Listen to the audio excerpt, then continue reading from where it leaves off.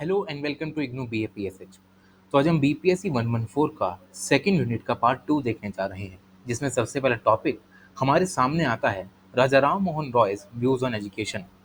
तो राजा राम मोहन रॉय के एजुकेशन पर व्यूज अगर हम देखें तो वो ये सोचते थे कि अगर भारत को मॉडर्नाइज बनना है, अगर भारत में मॉडर्नाइजेशन हमें इम्प्लीमेंट करना है, तो सिर्फ मटेरियल डेवलपमेंट से कभी नहीं होने वाला जब तक हम उसका इंटेलेक्चुअल लेवल पे डेवलपमेंट नहीं करने वाले। तो यहीं से जो राजा राम मोहन रॉय हैं वो अपने व्यूज़ की शुरुआत करते हैं ऑन एजुकेशन, जहां वो ये कहते हैं कि अगर हमें मॉडर्न एजुकेशन लेनी है तो उसमें इंग्लिश का सबसे ज़्यादा यूज़ किया जाता है। और मॉडर्न एजुकेशन में जिसमें natural philosophy, mathematics, chemistry, anatomy और कुछ साइंसेज आती हैं, ये सब मॉडर्न एजुकेशन का पार्ट हुआ करता था और इसमें इंग्लिश मीडियम ही सबसे ज़्यादा चलता था। तो इसी को प्रमोट करते हुए जो राजा राम मोहन रॉय हैं वो यहाँ पर इंग्लिश को as a medium of instruction के रूप में प्रमोट करते हुए हमें नजर आते हैं। उसके बाद ये कहते हैं कि अगर हम इंग्लिश को यहाँ पर मीडियम रखेंगे तो हमारी जो कंटेम्प्रेरी नॉलेज है वो और ज़्यादा यूजफुल बन सकती है। लेकिन इसी के साथ साथ जो राजा राम मोहन रॉय हैं वो वर्नैकुलर यानी लोकल लैंग्वेजेस का सपोर्ट भी करते हैं, क्योंकि उस समय पर जो इंग्लिश भाषा थी वो हर किसी को नहीं आती थी। हर एक लोकल लेवल पे बैठा हुआ इंसान अपनी अलग भाषा बोलता था जो किसी वर्नैकुलर लैंग्वेज हुआ करती थी। तो यहीं पर जो राजा राम मोहन रॉय हैं वो इंग्लिश को as a medium of instruction रखते हैं एजुकेशन के लिए, एज वेल एज अवेयरनेस फैलाने के लिए, अपने आइडियाज़ को स्प्रेड आउट करने के लिए between the native. Raja Ram Mohan Roy vernacular languages को भी इम्प्रूव करने की बातें करते हैं। आगे बढ़ते हैं his views to support vernacular Indian languages. तो राजा राम मोहन रॉय का मोनोथिस्टिक फ्लेवर हमें दिखाई दे गया था पहले पार्ट में ही, जहाँ पर वो वेदांत की फिलॉसफी को इम्प्लीमेंट करने की सलाह देते हैं, जहाँ पर एकांत मतलब जो एक ऐसे ईश्वर की पूजा की जाती है जिसका कोई आकार नहीं है। और इसी से प्रभावित होकर 1825 में राजा राम मोहन रॉय एक वेदांत कॉलेज की स्थापना करते हैं, जिसमें मोनोथिस्टिक डॉक्ट्रिन्स को पढ़ाया जाता है। जहाँ वहाँ ये देखते हैं अपने कॉलेज में कि जो यूरोपियन साइंसेस हैं और लिटरेचर है उसका भी अच्छी खासी पढ़ाई इनके कॉलेज में होनी चाहिए। और वहाँ ये वेदांत की फिलॉसफी के साथ अपने कॉलेज में यूरोपियन साइंस के साथ यूरोपियन लिटरेचर भी पढ़ाते हैं, जहाँ यूरोपियन साइंस में कुछ जो भी लर्निंग्स होती हैं वो भी उसके लिए प्रोविजंस बनाए जाते हैं। उसके बाद अपनी इस कॉलेज की जो एजुकेशन है उसको और ज़्यादा स्ट्रीमलाइन करने के लिए और एक एक जन तक पहुँचाने के लिए वो वेदांत और उपनिषद को बंगाली में भी ट्रांसलेट कर देते हैं। और ये पहला वर्क होता है उनका बंगाली में, जिसका नाम होता है वेदांत ग्रंथ, जहाँ पर वो बंगाली प्रोज की कुछ लिमिटेशंस को बताते हैं थ्रू दी नेटिव्स। अब उसके बाद अगर हम बंगाली से भी आगे जाएं तो राजा राम मोहन रॉय हिंदी को भी एडवोकेट करते हुए नजर आते हैं, क्योंकि उस time per day to day work में जो हिंदी थी वो बहुत ही ज़्यादा यूज़ की जाती थी। और इसी कंडक्टिव नेचर की वजह से जो हिंदी थी वो बहुत ज़्यादा बोली जाती थी, हर कोई उसे समझ लेता था। तो उसके बाद मोर देन 5 उपनिषद्स की जो ट्रांसलेशन है राजा राम मोहन राय उनको हिंदी में भी पब्लिश कर देते हैं, जिससे हमें पता लगता है कि जहाँ एक जगह वो कह रहे हैं कि हमें यूरोपियन साइंस भी सीखनी चाहिए, हमें इंग्लिश मीडियम भी जाना चाहिए, वर्नैकुलर लैंग्वेजेस को भी प्रमोट करने की बातें की जा रही हैं, और उसके साथ ही साथ हिंदी को भी ट्रांसलेट करके यहाँ पर उपनिषद को दिया जा रहा है। तो ये राजा राम मोहन रॉय का एक बिहेवियर हमें नजर आता है in context of the languages. आगे बढ़ते हैं जर्नल्स ऑफ राजा राम मोहन रॉय पे। तो राजा राम मोहन रॉय एक जर्नलिस्टिक वेंचर्स पे भी बहुत ज़्यादा एक्टिव रहा करते थे, जहाँ उन्होंने अपना पहला बंगाली अखबार लिखा अपनी नेटिव लैंग्वेज में, ताकि लोकल लोगों को वो समझ आ सके, जिसका नाम था संवाद कौमुदी, जिसकी शुरुआत 1821 में राजा राम मोहन रॉय के द्वारा की गई थी, जिसे मून ऑफ इंटेलिजेंस के नाम से भी जानते हैं। और ये उस समय का एक ऐसा इंपॉर्टेंट टूल बन गया राजा राम मोहन रॉय के आइडियाज़ को प्रोपेगेट करने का, जिसकी कोई हद ही नहीं थी। बहुत ही आसानी से जो लोग थे उस सती पर अपने आइडियाज़ को पढ़ पा रहे थे जो कि राजा राम मोहन रॉय लिखते थे। उसके बाद संवाद कौमुदी में जो राजा राम मोहन रॉय हैं वो बंगाली में भी कुछ ट्रैक्ट्स को लिखते हैं, जिसको बाद में वो इंग्लिश में भी ट्रांसलेट करके उन लोगों तक पहुँचाने की कोशिश करते हैं जो कि इंग्लिश को समझ सकते हैं। उसके बाद बात हम करते हैं for the freedom of press. तो 1823 में एक प्रेस ऑर्डिनेंस नाम का एक ऑर्डिनेंस पास किया जाता है, जहाँ पर यह कहा जाता है कि अगर किसी को भी कोई पेपर पब्लिश करना है या कोई भी मैगजीन निकालनी है तो उसे गवर्नर जनरल की काउंसिल से एक लाइसेंस लेना पड़ेगा, जिस पर दस्तखत होने ज़रूरी हैं, उस समय के चीफ सेक्रेटरी के। तो अपने पेपर में, जिसका नाम है मिरातुल अखबार, राजा राम मोहन रॉय इन सभी गवर्नमेंट पॉलिसीज को क्रिटिसाइज भी करते हैं, जहां उनका पेपर और प्रोग्रेसिव इंडियन प्रेस को यहाँ पर यह देखा जाता था उन ब्रिटिशर्स के द्वारा कि जो भी इंडियन लोग ये पेपर लिख रहे हैं तो वो हमारे खिलाफ ही लिख रहे हैं, और इस ऑर्थोडॉक्स पॉइंट ऑफ व्यू की वजह से इनको बहुत ही ज़्यादा अटेंशन से देखा जाता था कि कौन क्या लिख रहा है। जहाँ भी इन्हें पता लगता था कि हमारे खिलाफ कुछ जा रहा है, तुरंत उसको जेल भिजवा देते थे और उसे जो अखबार होते थे उसको सेंसरशिप में डाल देते थे। तो इसी के अगेंस्ट जैसे ही राजा राम मोहन रॉय को पता चला, उन्होंने अपने कलीग द्वारकानाथ टैगोर के साथ इसके खिलाफ एक पिटीशन दाखिल की उस समय की प्रिवी काउंसिल में, ताकि प्रेस की फ्रीडम को दोबारा से जागृत किया जा सके। क्योंकि उन्हें यह लगता था कि अगर एक देश में जो आइडियाज़ हैं, जो विचार हैं, लोग सही से प्रकट नहीं कर सकते, वो देश कभी भी डेमोक्रेटिक वे में फंक्शन कर ही नहीं सकता। क्योंकि डेमोक्रेसी का एसेंस ही यही है कि जो जिसका मन करे वो बोल सकता है, अनटिल एंड अनलेस वो किसी के खिलाफ ना बोल रहा हो या सरकार के खिलाफ ना जा रहा हो। तो ये यहाँ पर आती है फ्रीडम ऑफ प्रेस। आगे बात करते हैं सपोर्ट टू फ्री ट्रेड। तो राजा राम मोहन रॉय को उनकी मॉडर्न और रेडिकल थिंकिंग की वजह से जाना जाता है। राजा राम मोहन रॉय इंडिगो प्लांटर्स के खिलाफ हो रहे अत्याचारों के जो होते हैं उनके खिलाफ बहुत ज़्यादा अटैकी में, जो अटैक है उसमें बहुत ज़्यादा काम करते हैं, जहाँ पर वो ये देखते हैं कि किस तरीके से ब्रुटैलिटीज़ का सामना जो है वो इन इंडियन पेजेंट्स को करना पड़ रहा है। जहाँ जिसको भी अगर छुट्टी भी लेनी है तो उसको पहले परमिशन लेनी पड़ेगी, और परमिशन किसी को भी आसानी से नहीं मिलती। वहीं एक किसान अगर खेत छोड़कर बिना बताए चला गया तो उसको बहुत ही बुरे तरीके से उसको ब्रूटली पीटा जाता था।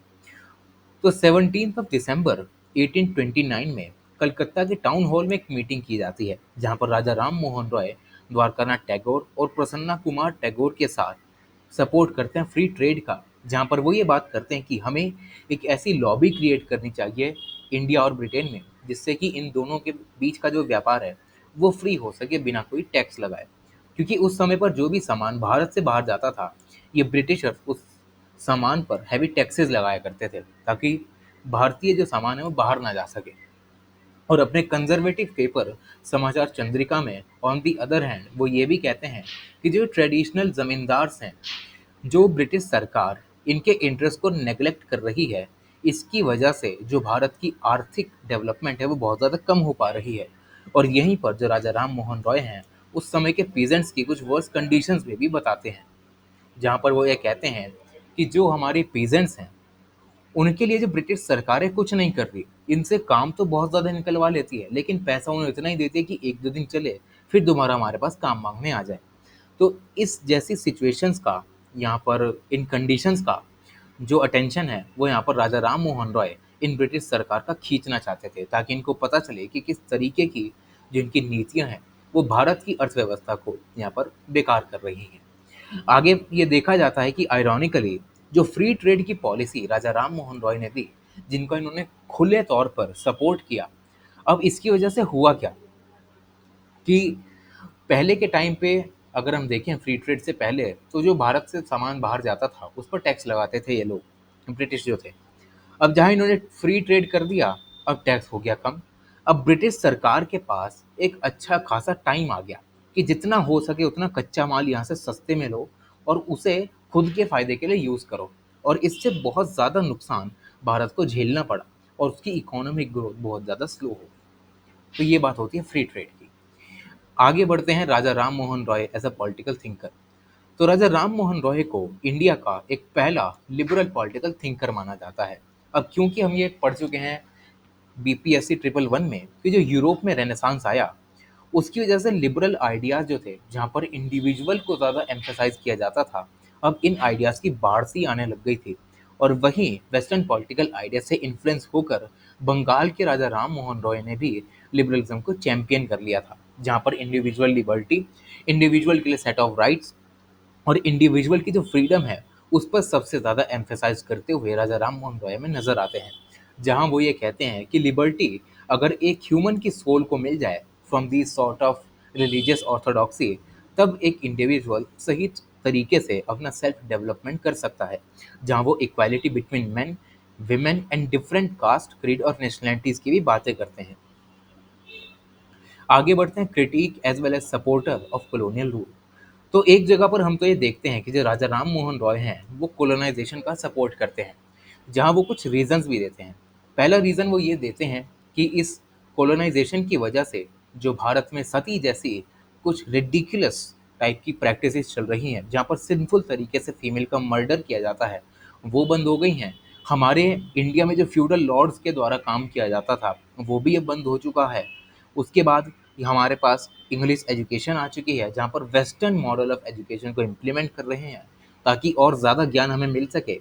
तो इन पूरे आर्ग्यूमेंट से हम ये देख सकते हैं कि जो राजा राम मोहन रॉय हैं वो कोलोनाइजेशन को सपोर्ट करते हैं।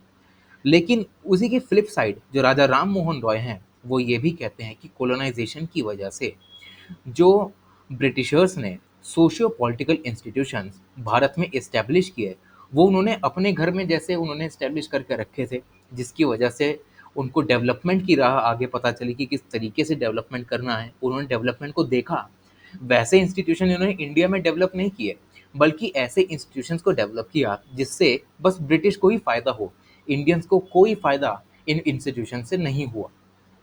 तो ये भी एक as a critic Raja Ram Mohan Roy colonisation को करते हैं। आगे बात करें कि अगर हम कोलोनाइजेशन को देखें तो ये भी कहते हैं कि ब्रिटिशर्स ने भारत में इंग्लिश एजुकेशन ला दी, फ्यूडल सिस्टम को ख़त्म कर दिया, सती की प्रैक्टिस को ख़त्म कर दिया। लेकिन जो भारत को इन्होंने कब्जा के रखा हुआ है वो बहुत ही ज़्यादा गलत है, और इसकी वजह से जो भारत का कल्चर है वो डिग्रेड हो रहा है, और जो भारत है वो अपने ही देश से दूर जाता जा रहा है, जहाँ लोग अपनी वैल्यूज़ को भूलते जा रहे हैं। तो ये व्यूज़ यहाँ पर राजा राम मोहन रॉय के होते हैं। आगे बढ़ते हैं, his views on nationalism and political independence of India. तो according to Raja Ram Mohan Roy, national independence किसी भी देश का एक एब्सोल्यूट गुड नहीं होता। मतलब हमारा गोल ये होना चाहिए कि हम अपनी सोसाइटी को एक ऐसी सोसाइटी बनाएं जहाँ पर एक एक इंडिविजुअल हैप्पी रह सके, खुश रह सके। ग्रेटेस्ट पॉसिबल नंबर में हमें कोशिश करनी चाहिए कि हर एक इंसान के पास खुशी पहुंचे, कोई भी ऐसा देश में लेफ्ट ओवर ना रह जाए कि वो अपने गोल को अचीव नहीं कर पा रहा। और उसके लिए राजा राम मोहन राय कुछ प्रिंसिपल्स को भी बताते हैं, जहां वो ये कहते हैं कि अगर लोगों को हम सिविलाइज बनाने की कोशिश करें, उनमें कुछ वर्च्यूज़ को यहाँ पर इनकलकेट करने की कोशिश करें, उनको गाइड करें सही तरीके से बाय अथॉरिटी, तब जाके हम एक ऐसी सोसाइटी बना सकते हैं जो कि आगे जाकर बहुत ज़्यादा डेवलपमेंट कर सकती है।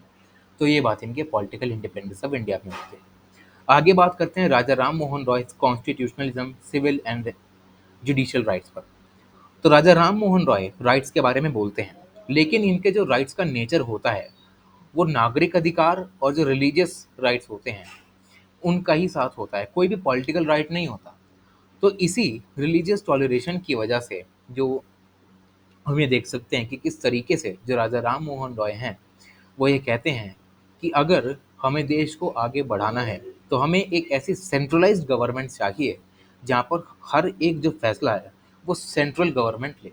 जहाँ हमने सेल्फ गवर्नमेंट या फिर स्टेट गवर्नमेंट को पावर दे दी सेंटर से ज़्यादा, तो ये लोग खुद में ही अलग होना शुरू कर देंगे, और ये चीज़ जो है वो नेशनल इंटीग्रिटी के लिए बिल्कुल भी सही नहीं है। जहाँ पर राजा राम मोहन रॉय ये भी कहते हैं कि जो भी इंस्टीट्यूशंस ब्रिटिशर्स ने खोल के रखे हैं, स्पेशली जुडिशियल ऑफिसेज, उसमें हमें इंडियंस को ज़्यादा से ज़्यादा भर्ती करना चाहिए ताकि उसकी जनरल एफिशिएंसी जो है वो इम्प्रूव हो सके। और उनके कॉन्स्टिट्यूशनलिज्म में हम ये भी देखते हैं कि राजा राम मोहन रॉय एक प्रैक्टिकल सेपरेशन ऑफ पावर की भी बात करते हैं, जहां वो ये कहते हैं कि लेजिस्लेचर, एग्जीक्यूटिव और जो जुडिशरी है, ये तीनों एक दूसरे पर इंडिपेंडेंट ना हो, सब इंडिपेंडेंट हो। ठीक है, मतलब मैं थोड़ा गलत बोल दिया, जहाँ पर ये कहते हैं कि लेजिस्लेचर, एग्जीक्यूटिव और जो जुडिशरी है, इनको पूरा इंडिपेंडेंट होना चाहिए, कोई भी एक दूसरे पर डिपेंडेंट ना हो। क्योंकि राजा राम मोहन रॉय के अकॉर्डिंग होता क्या है कि एक ना एक कॉन्स्टिट्यूशन एक इसमें ऐसा निकल जाता है जो कि दूसरे इंस्टीट्यूशन पर हावी हो जाता है, और इस तरीके से जो डेमोक्रेटिक फंक्शनिंग है वो कभी भी नहीं हो सकती। तो राजा राम मोहन राय इसी को ये कहते हैं कि हमें हमेशा प्रैक्टिकल सेपरेशन ऑफ पावर की तरफ जाना चाहिए। उसके बाद राजा राम मोहन राय ये भी कहते हैं कि जो एग्जीक्यूटिव के पास पावर्स हैं, हमें उन पर चेक और बैलेंस रखना चाहिए, क्योंकि कुछ ऐसे सर्टेन सिविक इंस्टीट्यूशंस होते हैं पूरे देश में जिनके पास खुद की ऑटोनॉमी होना बहुत ही ज़्यादा ज़रूरी है, जिसमें सबसे बड़ा जो इंस्टीट्यूशन होता है वो होता है प्रेस। अगर हमारे देश में मीडिया जो है उसके पास कोई भी ऑटोनॉमी नहीं है, तो वो मीडिया जो है वो सिर्फ सरकार की वकालत करने का काम करती है, और वो मीडिया सही मायने में अपना काम करती ही नहीं। तो इससे जो राजा राम मोहन रॉय हैं वो ये कहते हैं कि जैसे पावर किंग और पार्लियामेंट के पास होती है, जो हाईएस्ट सॉवरन बॉडीज हैं, ये तो होने ही चाहिए, लेकिन हमारे साथ साथ कुछ ऐसे सिविक इंस्टीट्यूशंस भी हैं जिनके पास ऑटोनॉमी होनी चाहिए, ताकि वो इंश्योर कर सकें कि सही तरीके से जो सारा फंक्शनिंग है देश का वो चल सके। तो यहीं तक हमारा पूरा यूनिट जो है वो खत्म हो जाता है। Thank you so much.